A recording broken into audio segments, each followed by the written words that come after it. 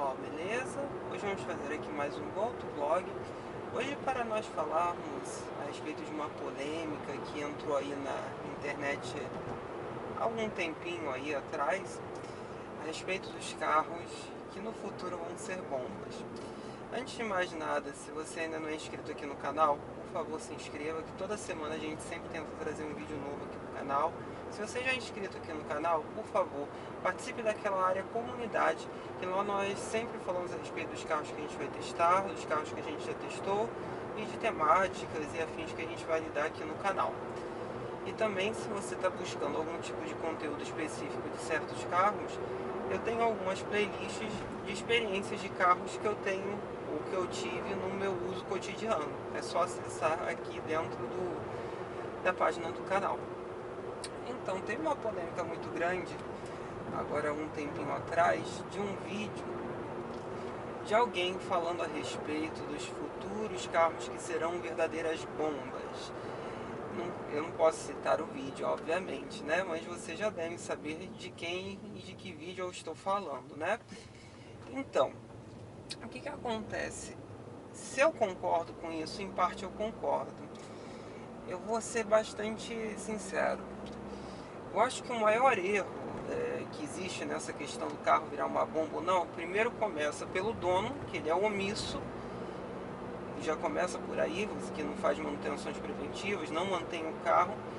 Existe sim a questão do valor das peças, porque tem aumentado de fato, mas existe o terceiro, que eu acho que é o pior de todos, que é a questão, como é que eu posso dizer isso aqui?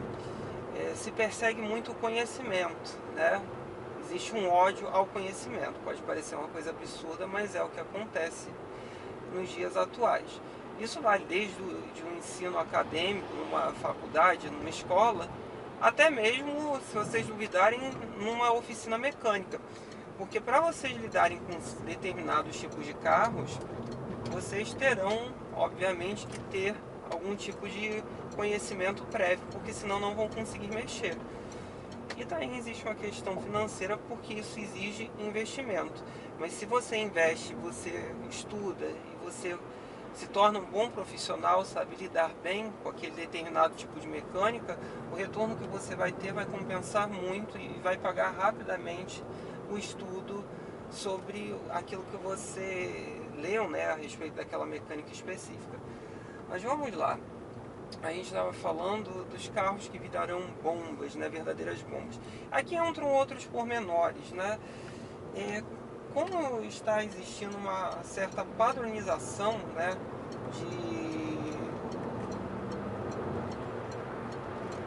determinadas mecânicas, né, aí no mercado, o que acontece? Principalmente de utilização de certos recursos, como acontece no caso do turbo, né? Eu acredito que essa questão ela vai melhorar, né? Essa questão tanto da parte da manutenção, né? Quanto de pessoas que saibam lidar bem com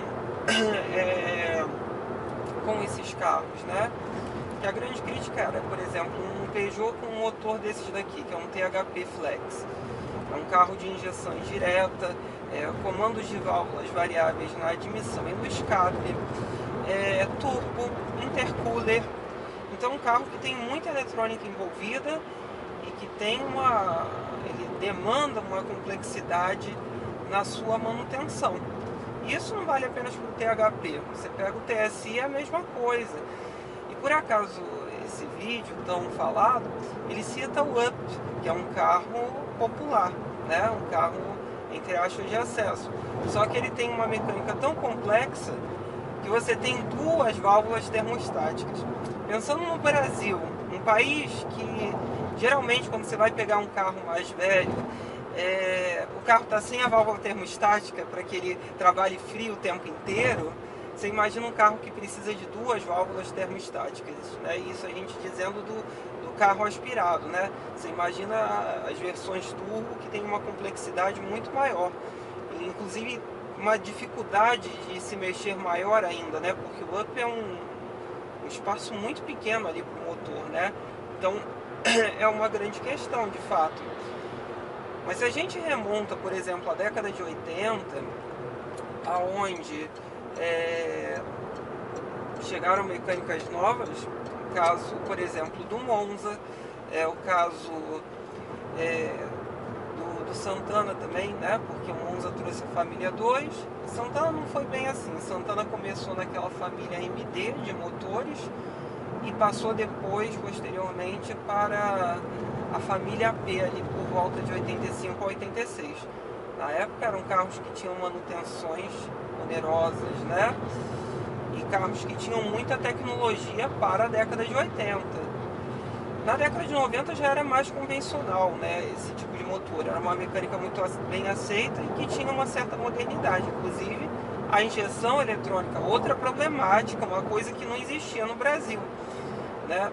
Vocês imaginem então, se a gente volta à década de 90, quando da abertura das importações, chegando aqueles carros que pareciam verdadeiras astronaves quando você comparava com os carros nacionais, né? Então isso demandou que os mecânicos começassem a investir em conhecimento. Adiantava ele só saber o trivial, né?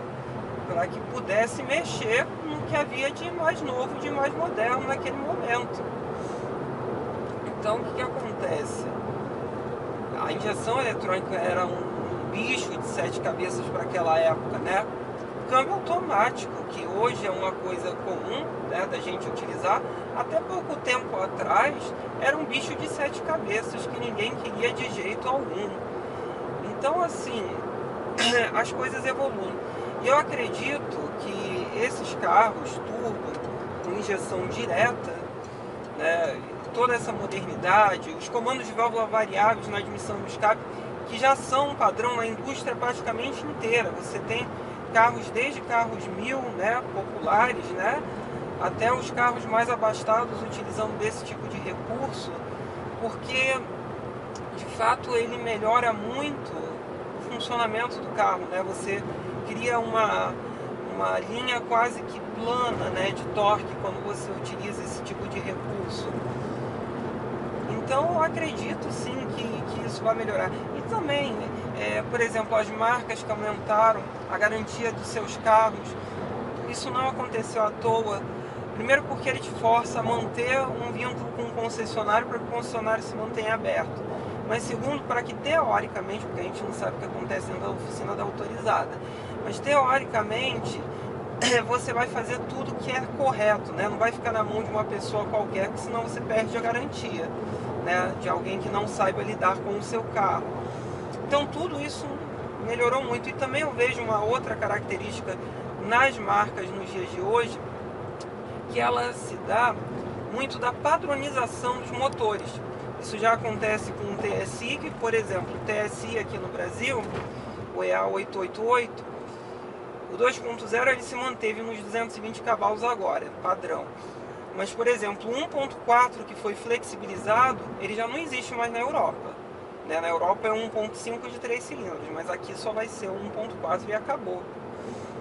E para que haja uma padronização, 1.0 turbo a mesma coisa. Então, quanto mais modelos usam aquela mecânica, mais popular ela vai se tornando, maior a aceitabilidade do mercado e maior a probabilidade das pessoas estudarem e terem esses motores na sua utilização. Outro caso também acontece com o THP.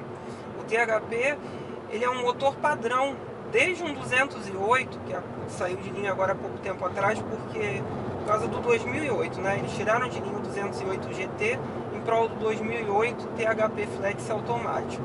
Mas enfim, desde o carro mais compacto da marca, o do 208 DS3, que era baseado no C3, até o maior carro da marca, que na época era o 508 ou o DS5, passando por uma iríade de carros como esse daqui. Então é um motor que ele se transforma em algo mais comum, né? Exatamente para ter um maior acesso, né, para facilitar essa questão da manutenção. Você ter muitos motores acaba atrapalhando essa questão, porque aí você tem que ter várias pessoas aprendendo diversas formas, por exemplo, de você botar um ponto morto no motor, óbvio, muda toda a dinâmica do motor. Isso também facilita na indústria, porque você diminui o valor, né, daquela mecânica, né, porque ela vai se pagando com o tempo, né, como ela se transforma em algo comum, e a manutenção em si, ela vai ficando mais barata. Então eu acredito que vai haver essa padronização, né? E já está acontecendo, porque esses carros já são muito comuns, né, no dia a dia, né? A grande vedete, que aí essa pessoa também criticou muito, né, essa questão desses motores, mas não fala, por exemplo, da questão do remap, né? Porque esses motores, eles têm essa possibilidade muito fácil de você modificar a potência dele, alterando o parâmetro de turbina, por exemplo, aumentando a pressão da turbina. Então o que acontece? Aí é que mora, eu acho que o grande risco e a parte que mais vai destruir esses motores, né? Porque antigamente, para você fazer um carro ganhar potência era uma coisa muito mais complicada, né?